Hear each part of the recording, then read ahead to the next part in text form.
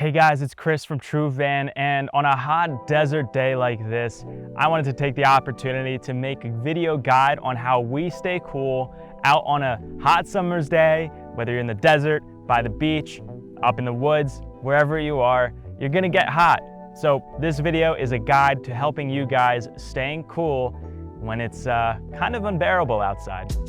In this video, we'll be covering things that the Vision X helps us with to stay cool, as well as some less conventional tips that we found tremendously helpful. So let's start with what the Vision X is equipped with. If you're out on the desert and you have to turn on the AC, we've got a wonderful unit inside, and it'll cool down the van completely in just a few minutes. The Vision X comes standard with 1100 amp hours of battery, so running the AC doesn't have to be a guilty thing for you, especially if you're going to the desert, off-roading. Our second alternator will recharge the battery as you're out for the day.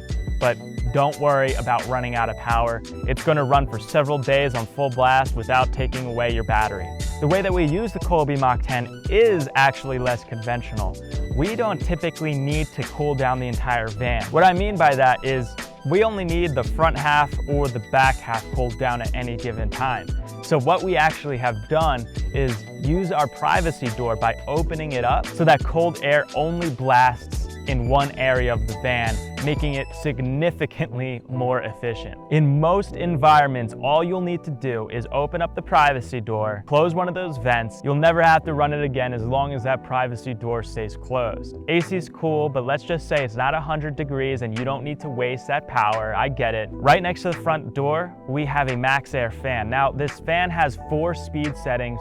Typically, we leave it running on low, but to be honest, on a day like today, we're running it on full blast. The max air's job is to take hot air out of the van and push it out. So we need to create some sort of ventilation. And this is what I typically do. There's 2 types of ventilation I do.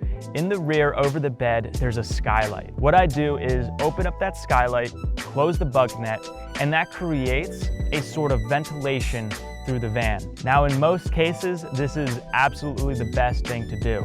There's 2 other ways to ventilate the van with the max air fan that I've noticed.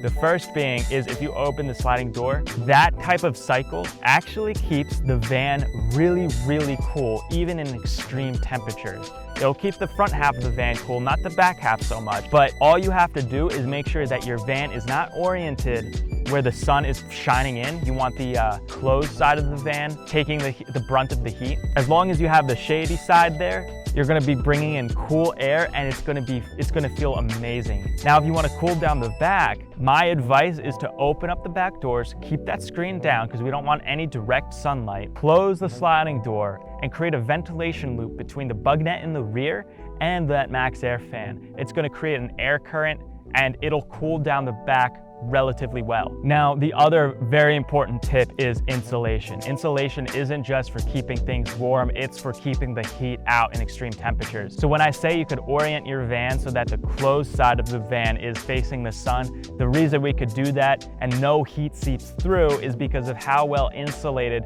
the floorboards and the walls are. We use 2 different types of insulation inside of our vans. We use foam and we use wool. These 2 paired together do a wonderful job keeping the heat from the sun at bay. Every single home, every single vehicle has one leak spot, and what is that? It's the windows. These car windows, if you let the direct sunlight in, it's gonna heat up your van and nothing you do is gonna help. Don't worry, we have you covered, literally, with our window coverings. Our insulated window coverings are magnetic and form-fitting to each of the passenger and driver's windows, as well as the windshield.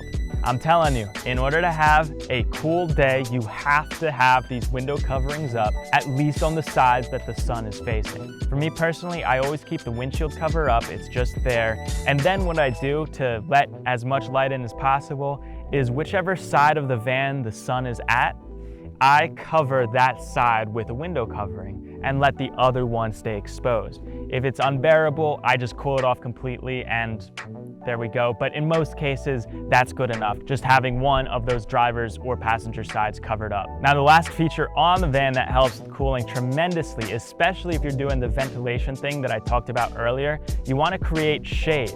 And the best way to create shade is our retractable awning. With the press of a button, the awning comes out and retracts, and it also has a wind sensor, so just in case it gets too windy, it'll retract on its own. I cannot stress how important shade is and how underthought it is in almost all camping cases. I remember tent camping and fighting for shade, trying to find a shady spot, and in a place like this, in the desert where there literally is no shade unless we maybe get lucky on the other side of the mountain.